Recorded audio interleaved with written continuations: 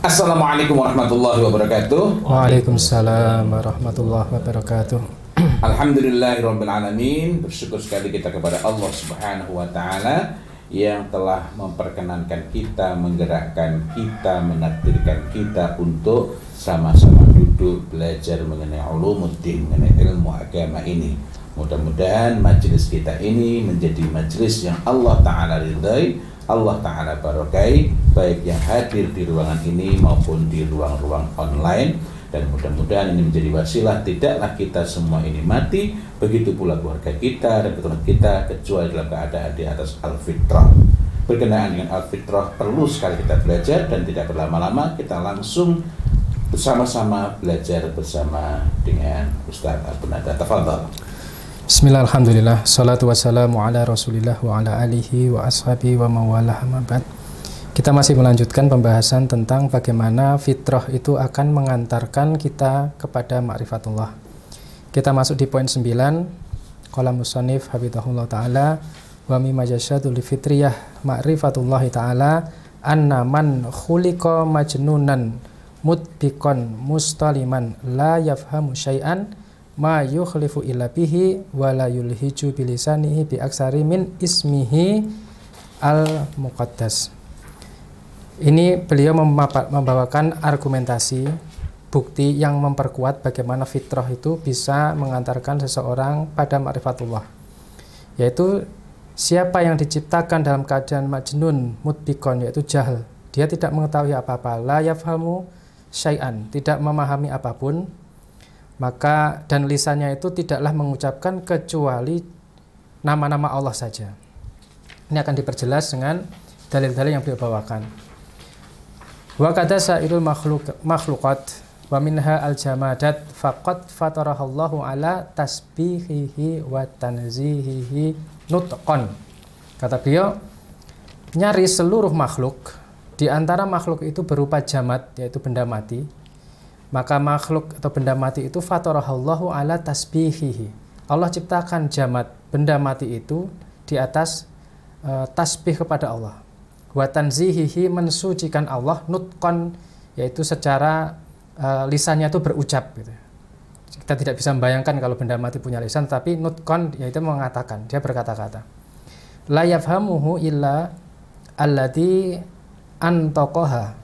Kita tidak memahami bahasa mereka kecuali yang memang berbicara dengan bahasa mereka itu. Apa dasarnya?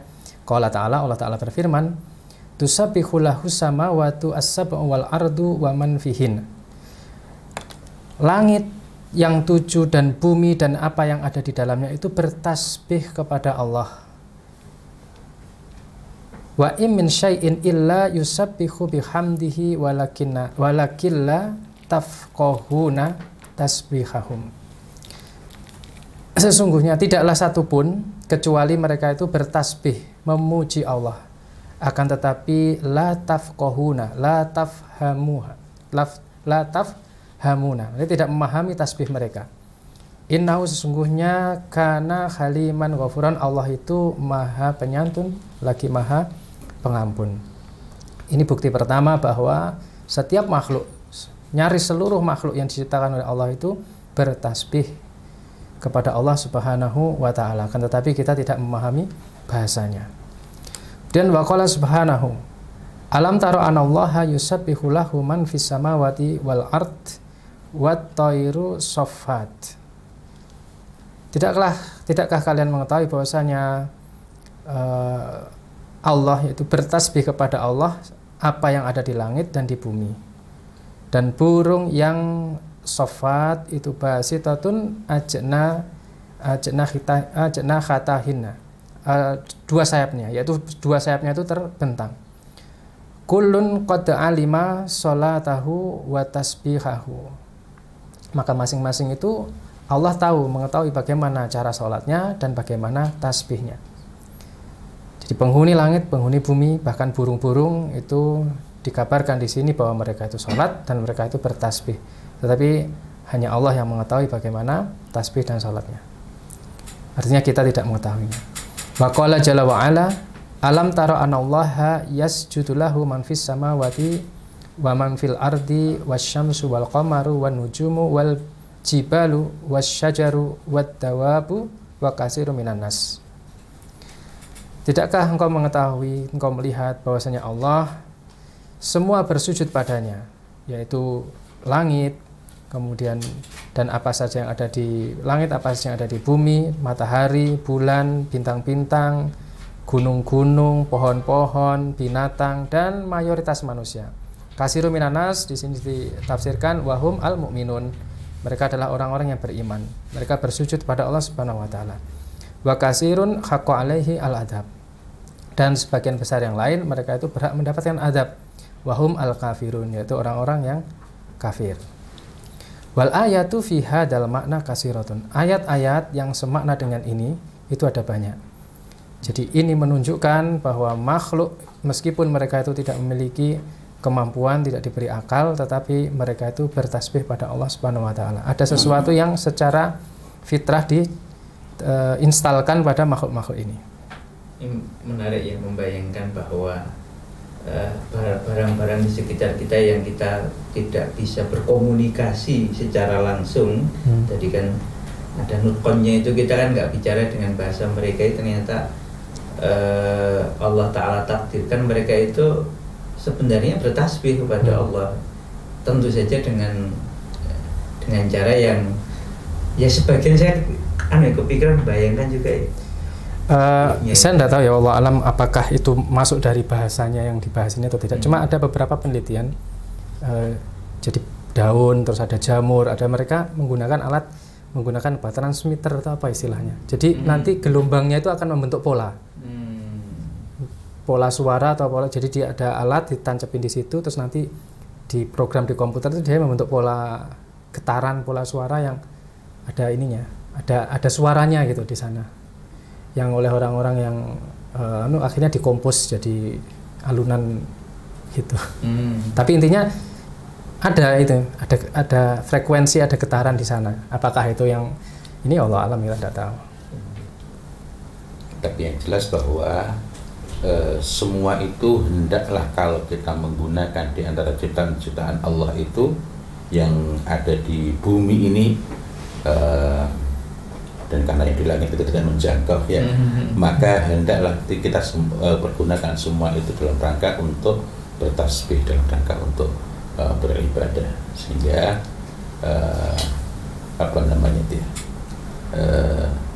tidaklah kita pergunakan untuk keikaran. Wallahu a'lam. Artinya saya bayangkan ya, ketika orang itu betul-betul mendekat kepada alam atau benda-benda di sekitarnya, mencermati apa yang benda ini lakukan, karena ini semua adalah kekuasaan Allah Ta'ala, harusnya itu membawa orang yang mencermati ini makin tunduk, makin taat, dan makin yakin kepada Allah Ta'ala. Karena ayat ini menunjukkan bahwa sebenarnya dengan merenungi semua ciptaan Allah Ta'ala itu, maka kita menjadi tambah yakin bahwa ini semua adalah ciptaan Allah yang tidak dengan sendirinya beredar, tidak dengan sendirinya bergerak, tidak dengan sendirinya ada, tetapi adanya, bahkan proses dari dia ada menuju ke sesuatu yang lain itu seluruhnya adalah ada yang ngatur gitu. Nah, perenungan ini saya bayangkan ya, perenungan ini yang harusnya membuat kita sebagai makhluknya Allah yang nanti di ayat yang lain itu diunggulkan dibandingkan makhluk yang lain, itu harusnya dengan pencermatan itu menjadi makin yakin, makin dekat, dan makin taat kepada Allah Ta'ala. Allah. Nah, itu ada syaratnya Badi. Pertama bahwa dia dimungkinkan ke sana ketika dia bersungguh-sungguh mencari dengan jujur gitu ya, ada apa di balik ini semua. Ketika jujur, maka insya Allah orang itu akan sampai kepada kebenaran. Yang kedua, dia tidak berhenti pada menakjubi alam semesta ini, dan kita perlu mengingat betapa kita dari awal telah digariskan, telah diingatkan bahwa Allah itu Rabbul Alamin. Sehingga ketika kita mengucapkan pujian pun kita menyebutkan Alhamdulillahi Rabbil Alamin. Bukan alamnya. Bukan alam. Ini Allahu a'lam bishawab. Ini sekaligus mengingatkan kepada kita bahwa jika kita tidak berhati-hati, maka perhatian kepada alam semesta itu menjadikan kita lalai kepada Allah, karena justru kita menganggap alamlah yang berkuasa. Dan ini subhat-subhat ini yang kemudian menjangkiti banyak muslimin, dan itu bermula dari menajudi perkataan orang-orang yang merasa menyatukan diri dengan alam, yang telah merasa bahwa alam ini yang membantu, yang menolong, sehingga mereka mengatakan semesta mendukung dan lain-lain, ya. Artinya bahwa ini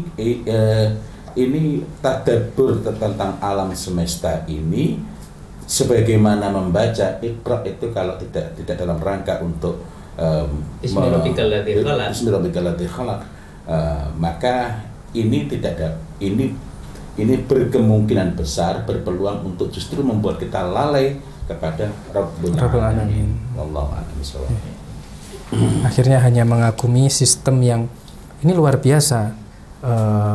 Misalnya kita ambil contoh yang paling sederhana, ketika orang itu bernafas mengeluarkan karbon dioksida, yang itu adalah residu, ternyata ada di sana pohon yang kemudian mengolah mengolah menjadi oksigen lagi.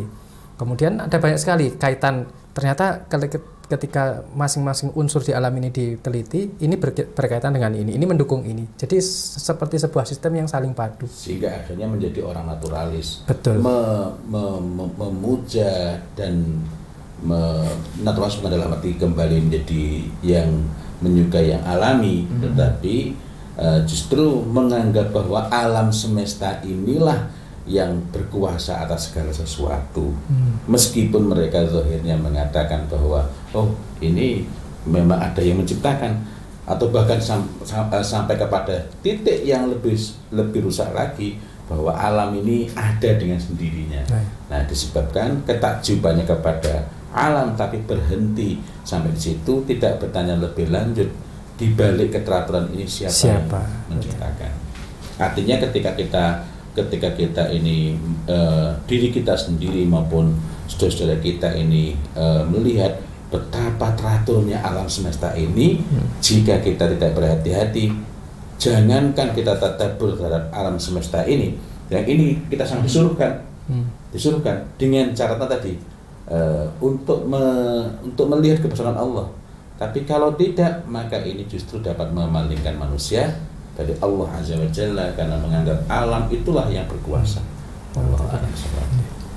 Jadi menarik, maksudnya untuk pengingat ya, bahwa setiap sholat kita selalu diperintah untuk membaca satu di antaranya ayat Alhamdulillahi Rabbil Alamin. Masya Allah. Ini saya sangat tertarik dengan ini karena kayak di psikologi itu kan pembicaraan tentang ini lumayan banyak. Sampai ada nanti gerakan bicara dengan alam.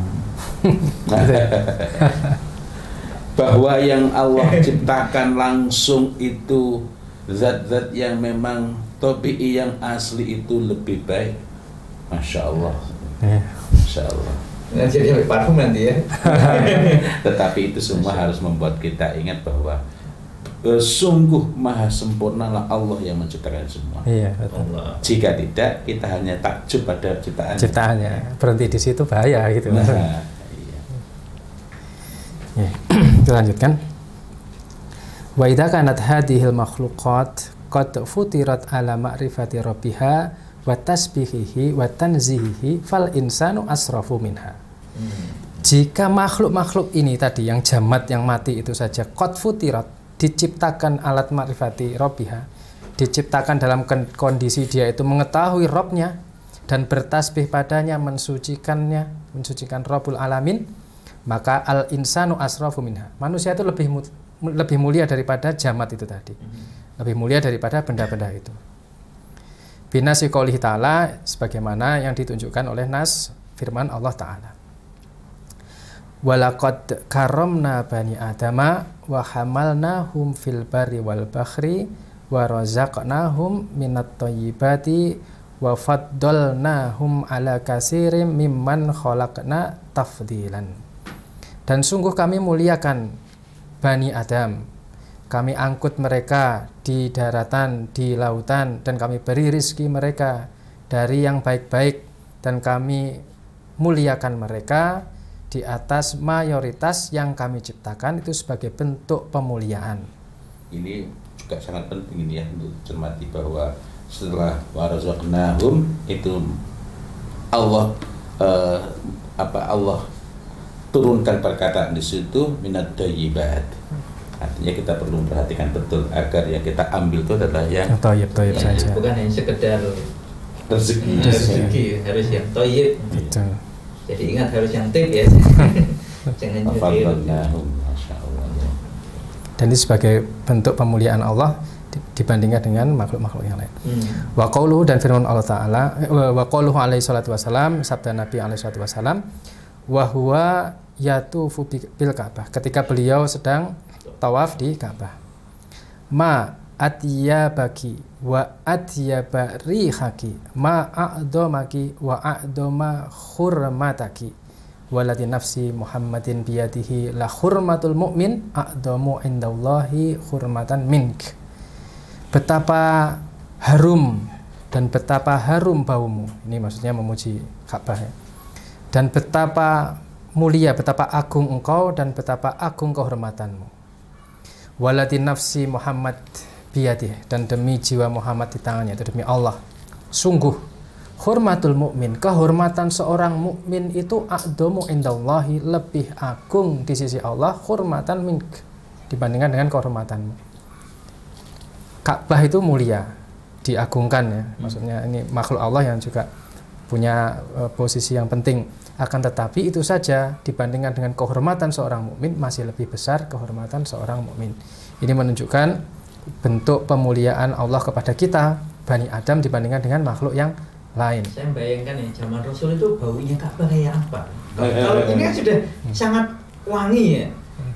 Jadi di zaman Rasul itu wanginya Ka'bah itu kayak apa? Allah tidak perlu diteliti. Saya yakin ada ini yang ulama sudah membahas. Kalau Syekh Muhammad Ibn Shalih Al-Huzaim ini membahas mengenai wewangian tibul masajid, wewangian masjid, diantaranya berkenaan dengan bahwa mengharumkan itu sebagai bentuk pengagungan, pengagungan terhadap masjid, pengagungan terhadap syariat Allah Subhanahu Wa Taala, sehingga memang masjid secara umum, apalagi untuk Ka'bah ini memang diberi diwangikan secara khusus. Yang itu hanya dari hal-hal yang thayyib, bahan-bahan yang thayyib. Kalau dalam perkembangannya ini, tapi di luar ini ya, dalam perkembangannya Ka'bah itu menggunakan 3 wewangian, yakni untuk Hajarul Aswad sendiri, untuk dinding Ka'bahnya itu parfumnya, tipnya, wewangiannya juga berbeda, dan untuk kiswahnya juga berbeda. Selain untuk luarannya ini, Masjidil Haramnya juga berbeda, yakni menggunakan bukhur. Tapi ini hanya untuk tambahan, tidak menggambarkan wewangi yang ada pada zaman Nabi, dan ini bukan untuk menyimpulkan bahwa yang dimaksud dari perkataan Rasulullah Muhammad SAW dalam hadis ini adalah berkenaan dengan parfum-parfum yang saya sebutkan tadi itu ya. Nah, mudah-mudahan ini dapat kita telusuri syarah dari para ulama, penjelasan lebih jauh yang mungkin akan kita bahas terpisah, insyaallah. Karena ini wanginya dan kemuliaan Ka'bah itu dihubungkan juga dengan kemuliaan seorang mukmin. Artinya beliau membawakan ini untuk menunjukkan bahwa kedudukan kita Bani Adam itu memang Allah muliakan dibandingkan dengan makhluk yang lain gitu. Masih kaitannya dengan tadi itu, bahwa makhluk yang lain itu mereka yang tidak punya kemampuan apa-apa saja diciptakan dengan ma'rifatullah. Nah, kalau kita Bani Adam yang diunggulkan, dimuliakan, kok tidak sampai pada ma'rifatullah, berarti memang ada problem gitu intinya sebenarnya. Kesana arahnya. Sungguh terlalu. Fali anna yuftaru ala ma'rifati rabbihi bi tariqil ula wal ukhra lima raqaballahu fihi minal akli wat tamyizi wal fitnah. Karena Bani Adam itu diciptakan di atas ma'rifatullah itu dengan jalan yang utama. Bagaimana? Yaitu Allah menyusun Bani Adam itu di dalamnya ada akal, kemudian ada kemampuan membedakan, dan ada kecerdasan. La siyama terutama waqad nataqa alkitab wa sunnah bi annahu fatarahu alal Islam. Sebagaimana dan terutama apa yang dibicarakan Alkitab yaitu Al-Quran dan Sunnah, bahwasanya Allah Ta'ala fatarahu menciptakan Bani Adam itu alal Islam, di atas Islam. Sudah jelas di Al-Quran dibahas, di Sunnah dinyatakan bahwa Bani Adam itu diciptakan di atas Islam, maka mestinya mereka itu punya kans, punya peluang lebih besar untuk ma'rifatullah dibandingkan dengan yang lain. Itu poin yang nomor 9 ya. Jadi di antara bukti secara fitrah bahwa fitrah itu akan membawa kepada ma'rifatullah. Kemudian masih ada waktu ya. Kemudian kita lanjut di yang nomor 10. Burhanun aqliyun ala fitriyatin ma'rifatullah ta'ala, bahwa ini bukti-bukti akal yang secara fitrah tentang ma'rifatullah. Annahu la raiba anal insana qad yahsulu lahu minal i'tiqadi wal iradati ma yakunu haqqan wa taratan ma yakunu batilan. Tidak diragukan lagi bahwasanya manusia itu kadangkala sampai padanya keyakinan-keyakinan, kehendak-kehendak yang itu benar, dan kadangkala itu salah. Jadi ada keyakinan-keyakinan yang sampai pada kita, kadang keyakinan itu benar, kadang salah. Li'annahu hassasun mutaharrikun bil iradah wa ala hada la yakhilu. Karena manusia itu sensitif, punya kepekaan, dan dia bergerak atau digerakkan oleh kehendak. Oleh karena itu manusia itu tidak akan keluar dari beberapa hal berikut ini. Ima antakuna nisbatu nafsihi ila nau'aini nisbatan wahidatan. Ketika manusia itu disodorkan dua hal untuk mereka itu memilih, wahada khilaful maklumi bidarurah, yang perbedaannya itu jelas. Li'annana na'lamu annahu idza urida ala kulli ahadin an yastuqa wa yantafi'a wa an yakdziba wa yatadarrara ma la bi fitratihi ila an yastuqa wa yatanfi'a. Ketika kita mengetahui bahwasanya jika dipaparkan, disodorkan kepada setiap orang agar dia itu berkata yang benar dan mendapat manfaat. Jadi dia mendapat berkata yang benar atau mendapat manfaat, atau dia harus berdusta atau mendapatkan bahaya. Ketika disuruh memilih dua hal itu, yang jelas perbedaannya itu mala bi fitratihi ila an yasduqa wa yantafi'a. Maka dengan fitrahnya itu dia akan condong kepada yang benar, perkataan yang benar dan yang bermanfaat baginya. Ini bukti akal ya. Ketika kita dipaparkan dua hal yang jelas perbedaannya nyata sekali, yang ini benar bermanfaat, yang ini dusta dan berbahaya, maka fitrah kita akan menuntun kita untuk lebih memilih pada yang benar dan bermanfaat. Itu yang pertama. Wa ima antakuna nafsuhu murjihatan li akhati nau'aini. Ketika kemudian dia dihadapkan harus merojihkan, menguatkan salah satu dari dua hal. Wa fi hadhil halat tarjihu al-kadbi al-dhari ma'afarti tusawi al-murjihin. Ketika antara yang baik dan yang buruk itu kadarnya sama, posisinya itu kedudukannya sama, sama-sama kuatnya, ulabil imtina'i min takafi'uhuma fata'ayana an yatarajjaha as-sidqa wan nafa'a wa huwa al-muradu bi i'tiqadi al-haq wa iradatil khair. Maka ketika dipaparkan, disodorkan dua hal, yang satu baik, yang satu buruk, yang satu bermanfaat, satu berbahaya, dan itu kadarnya sama, sama-sama kuatnya, maka kita dengan fitrah kita itu akan cenderung an yatarajjaha as-sidqa wan nafa', akan menrojihkan yang benar dan yang bermanfaat. Wa huwa al-muradu bi i'tiqadi al-haq. Inilah yang dimaksud dengan keyakinan yang benar, wa iradatil khair, dan kehendak kepada kebaikan. Ketika seseorang cenderung memilih pada yang benar, memilih pada yang baik, itu menunjukkan bahwa di dalam dirinya itu sudah terinstal kehendak-kehendak kepada kebenaran dan kebaikan. Wa khina idin fal i'tirafu bil khaliq wal iman bihi huwa al haqqu wat taqdihi wa naqidihi wasani fasidun al qata'an fata'ayyana al awwalu. Maka kemudian ketika dengan mengetahui al khaliq dan beriman dengannya, apakah itu benar atau kebalikannya?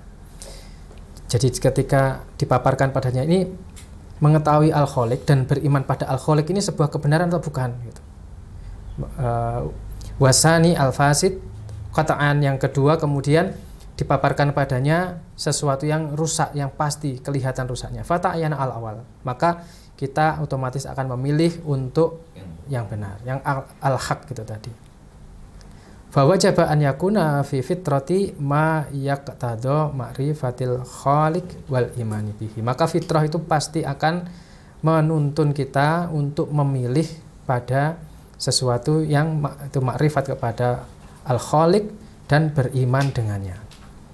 Ini bukti akliyah bagaimana fitrah itu menuntun seseorang kepada ma'rifatullah, yaitu ketika dia dihadapkan pada dua pilihan, yang nyata-nyata satu baik, yang satu buruk, dia cenderung kepada yang baik. Ketika baik dan buruk itu kadarnya sama, tetap dia akan cenderung memilih kepada yang baik. Itu menunjukkan ada ilmu tentang dia bisa membedakan mana yang baik dan buruk dan kecondongan kepada yang baik. Maka itulah diantara tanda adanya fitrah pada diri manusia. Nah, kalau nggak ada fitrah kan harusnya tidak ada kecondongan ke situ. Iya, tidak ada kecondongan. Dia harus benar-benar harus melihat dulu kan, berarti harus apa? Jadi ingat betul apa itu? Ada pendidik itu mengatakan bahwa bayi lahir itu seperti kertas kosong. Kertas kosong artinya ya dia nggak punya kecenderungan apa-apa.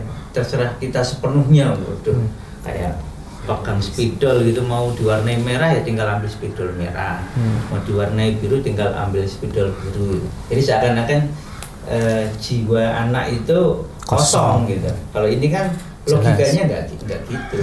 Memang ada fitrah, dan logikanya bukan anak itu kecenderungan ke buruk, bukan anak lahir bawa dosa warisan, bawa karakter buruk atau kebiasaan buruk dari orang tuanya, karena orang tuanya dulu umpamanya naudzubillah min dzalik ada yang pernah mencuri, terus anaknya ini punya bakat bayi gitu kan, ada orang bilang ini kawan bayi gitu. Jadi secara dalil itu jelas tertolak, dan secara logika ini dibuktikan juga tertolak gitu. Iya, menarik itu bahwa ini pentingnya kita itu rujuk kepada kitab, rujuk kepada Al-Quran, rujuk kepada apa-apa yang disampaikan oleh Rasulullah Muhammad SAW sebagai orang yang darinya sebaik-baik petunjuk itu datang kepada kita. Karena hari ini banyak sekali subhat yang mengatakan bahwa kalau bapaknya buruk pasti anaknya buruk. Sehingga tidak ada yang kayak gitu ya. Sehingga itu istilah buah jatuh tidak jauh dari pohonnya. Padahal itu bukan hadis dan bukan keluar dari ahli hadis. Betul. Kalau dari ahli hadis mungkin ya. Ahli hadis. Itu penting kita membedakan ini hadis bukan. Ya. Artinya hadatsana itu bukan berarti hadas.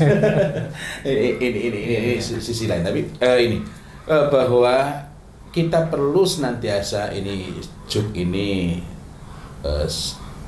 serius ya.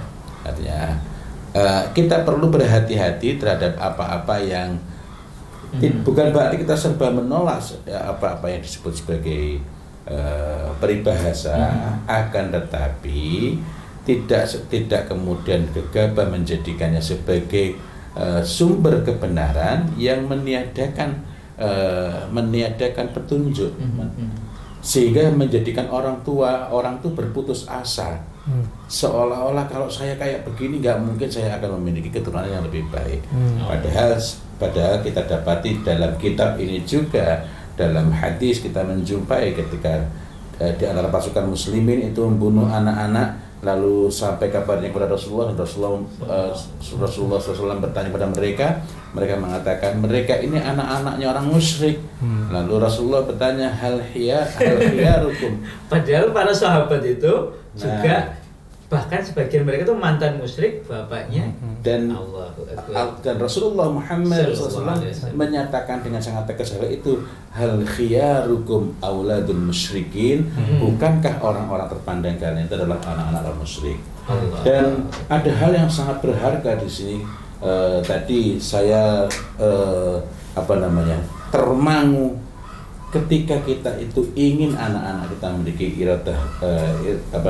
iradatul khair, atau saya sering menyebutnya sebagai iradatul khair. Di sini ini kan menjadi pertanyaan maksud bagi diri saya sendiri.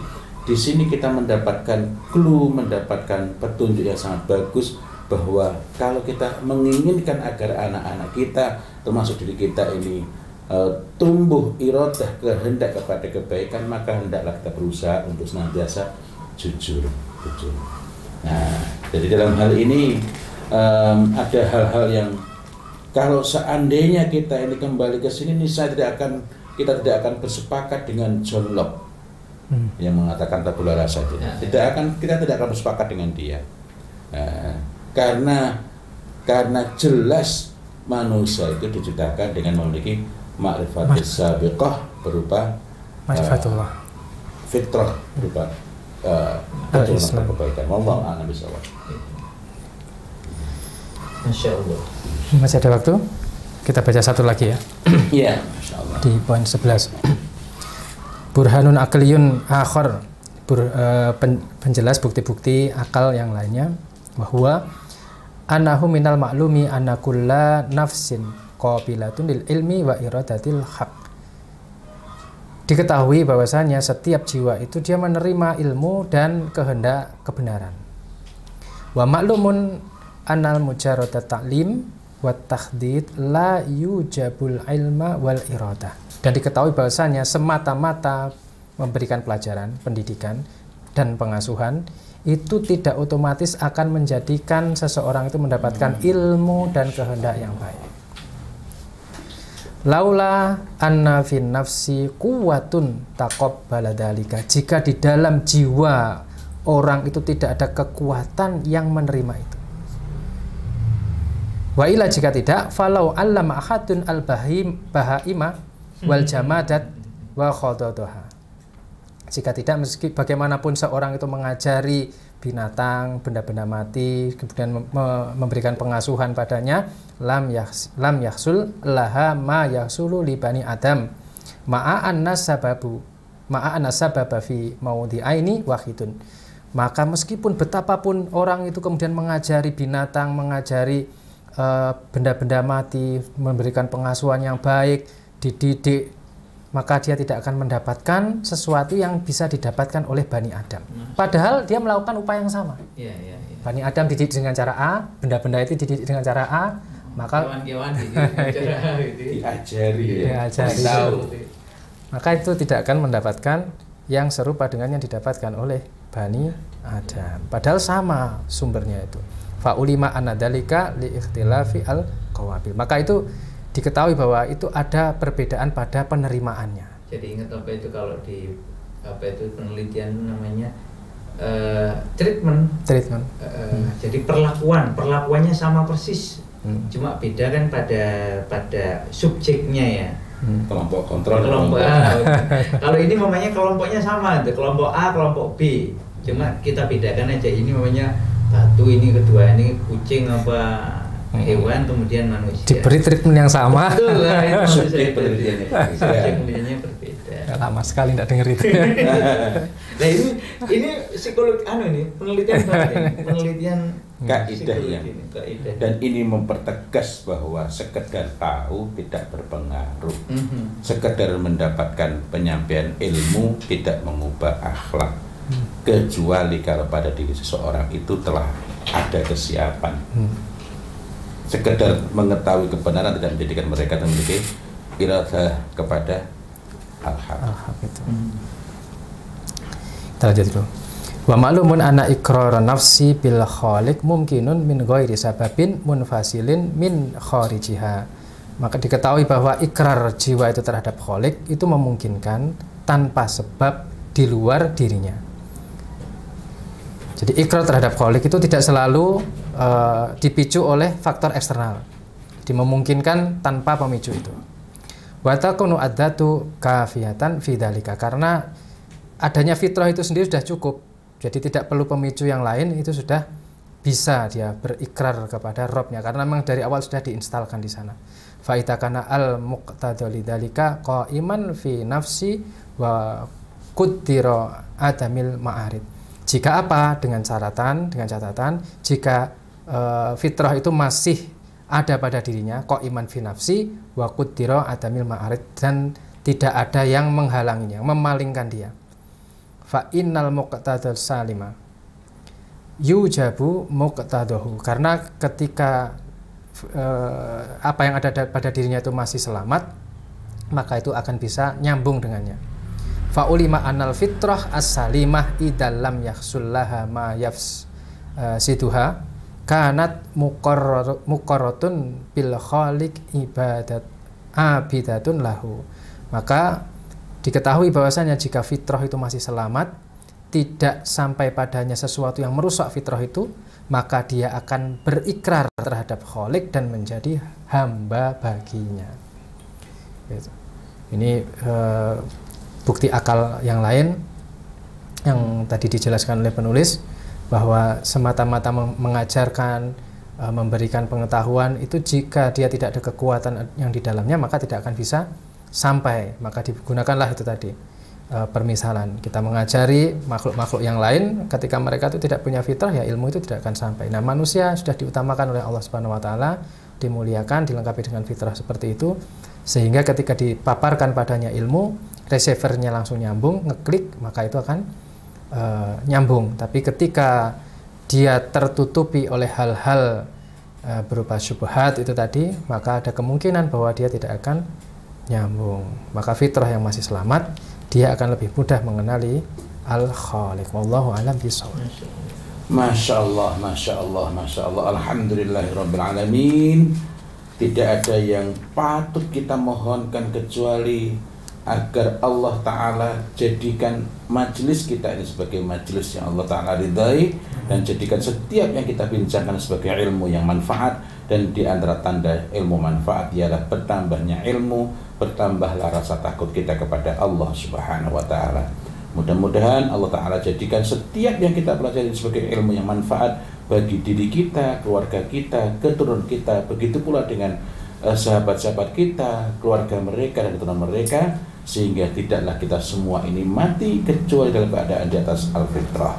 Wallahu a'lam bishawab. Ihdinas shiratal mustaqim. Insyaallah kita akan masih mempelajari kitab ini di pertemuan-pertemuan berikutnya. Mudah-mudahan Allah Ta'ala tambahkan ilmu kepada kita semua. Assalamualaikum warahmatullahi wabarakatuh. Waalaikumsalam warahmatullahi wabarakatuh.